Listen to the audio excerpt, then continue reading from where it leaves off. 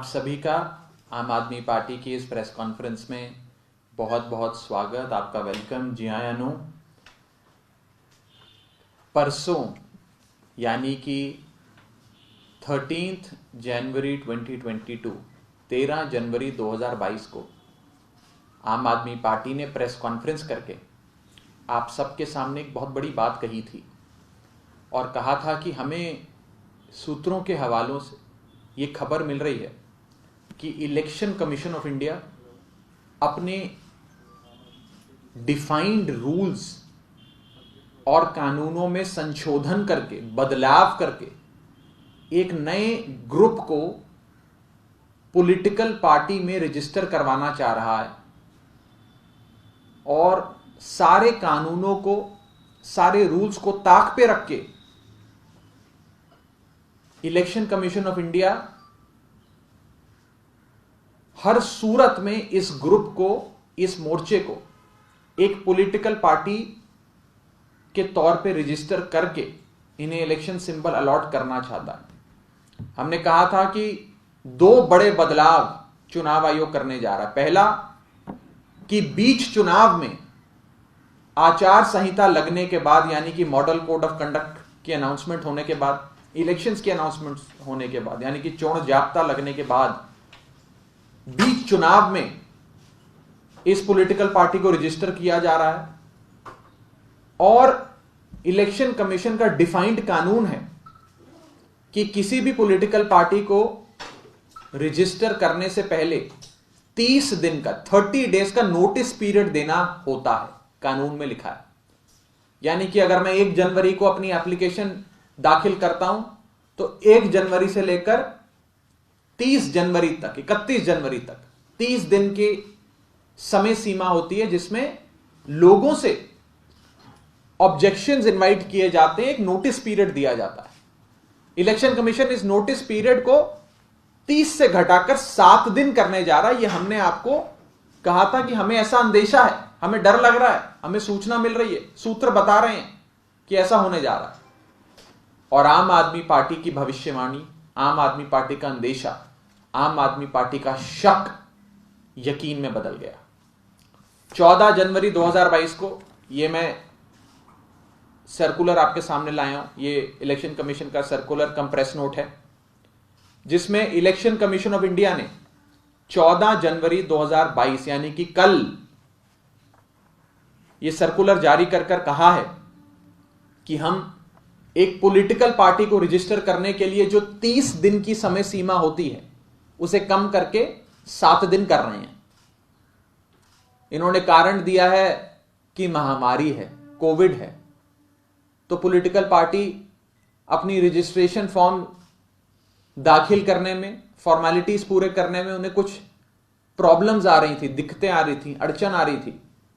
इसलिए हमने उनको ये रियायत दी है, उनको ये रिलीफ दिया है और 30 दिन से घटाकर 7 दिन कर दिया है पॉलिटिकल पार्टी के रजिस्ट्रेशन प्रोसेस का जो नोटिस पीरियड होता है। हमने उस दिन भी कहा था कि ऐसा लगता है कि इलेक्शन कमीशन ऑफ इंडिया किसी एक खास ग्रुप को, एक खास मोर्चे को रजिस्टर करने के लिए सारी कानून को ताक पे रख रहा है, सारे रूल्स में संशोधन कर रहा है, एक स्पेशल ट्रीटमेंट कुछ लोगों को दे रहा है। और सबसे बड़ा सवाल जो इस डॉक्यूमेंट से, अब इस तथ्य से, इस सबूत से, जो एविडेंस आज आम आदमी पार्टी आप सबके सामने रख रही है, उससे खड़ा होता है कि वो पार्टी को रजिस्टर करा के किसके वोट काटना चाहती है इलेक्शन कमीशन और भारतीय जनता पार्टी, किसके वोटों में सेंध लगाना चाहती है, कौन सी पार्टी को नुकसान पहुंचाना चाहती है भारतीय जनता पार्टी और इलेक्शन कमीशन ऑफ इंडिया। यह मैं पूछना चाहता हूं। अगर यह पार्टी रजिस्टर होती है तो दो बड़े सवाल। पहला, किस पार्टी को इसकी रजिस्ट्रेशन से सबसे ज्यादा नुकसान होगा, यानी कि कौन सी पार्टी के वोट खाएगी ये पार्टी, कौन सी पार्टी के वोट्स में सेंध मारेगी, किसके वोट काटेगी ये पार्टी। ये पहला सवाल। दूसरा सवाल, किस पार्टी को फायदा होगा, कौन से वो राजनीतिक लोग हैं जो आम आदमी पार्टी को हारता देखना चाहते हैं, जो हर कीमत पे साम दाम दंड भेद हर चीज को अपनाकर हर सूरत में सिर्फ अरविंद केजरीवाल और आम आदमी पार्टी की हार देखना चाहते हैं। ऐसे कौन से लोग हैं, कौन सी वो ताकतें हैं, कौन सी शक्तियां हैं, ये मैं आप सबसे पूछना चाहता हूं। हम सब ये जानते हैं कि बीच चुनाव में इलेक्शन अनाउंस होने के बाद कभी भी किसी नए दल को एज पॉलिटिकल पार्टी पंजीकृत नहीं किया जाता, रजिस्टर नहीं किया जाता। हम ये भी जानते हैं कि नोटिस पीरियड भी कम नहीं किया जाता। आम आदमी पार्टी को भी बने कोई बहुत समय नहीं हुआ। जब आज से 7-8 साल पहले जब हम अपनी पार्टी रजिस्टर कराने गए थे तो हमें भी नोटिस पीरियड देना पड़ा था। ये 30 दिन के पब्लिक नोटिस पीरियड का हमें भी पालन करना पड़ा था। हमारे लिए कोई रिलीफ नहीं था और ना ही किसी पार्टी के लिए होता है। लेकिन कानूनों को ताक पे रख के शायद एक बहुत बड़ी कंस्पिरेसी के तहत, एक बहुत बड़े षड्यंत्र के तहत आम आदमी पार्टी के वोट काटने के लिए एक नए मोर्चे को, एक नई पॉलिटिकल पार्टी को रजिस्टर कराया जा रहा है। यह हमें डर है, यह बात हमें सता रही है और यह बात हम आपके सामने खुल के रखना चाहते हैं। लोकतंत्र में जनता को यह जानने का अधिकार है, यह हक है कि इलेक्शन कमीशन सारे कानूनों को ताक पे रख के पब्लिक नोटिस पीरियड कम करके रातों रात एक नई पार्टी को रजिस्टर करने जा रहा है ताकि वो आम आदमी पार्टी के वोट काट ले। ऐसे लगता है कि पूरा इलेक्शन कमीशन सारे काम छोड़कर सिर्फ इस नए ग्रुप को, इस नए मोर्चे को रजिस्टर करने में लगा है। आम आदमी पार्टी बहुत सम्मान से पंजाब के लोगों को, देश के लोगों को यह कहना चाहती है कि ये चीजें हम आपके सामने रख रहे हैं और ये दूसरी पार्टी वाले जिन्हें डर लगता है अरविंद केजरीवाल की साफ राजनीति से, अरविंद केजरीवाल जी की ईमानदारी से, जो कांपते हैं केजरीवाल मॉडल ऑफ गवर्नेंस को देखकर, वो लोग कभी नहीं चाहेंगे कि आम आदमी पार्टी सरकार बनाए पंजाब में या किसी और सूबे में, और वो हर संभव कोशिश करेंगे। पहले अकाली दल ने कोशिश करी कि अरविंद केजरीवाल जी को रोके, नहीं रोक पाए। कांग्रेस ने कोशिश करी, नहीं रोक पाए। बीजेपी और कैप्टन अमरिंदर साहब मिलके आम आदमी पार्टी को नहीं रोक पाए। तो अब सारे लोग मिलकर एक षड्यंत्र रच रहे हैं आम आदमी पार्टी को रोकने का।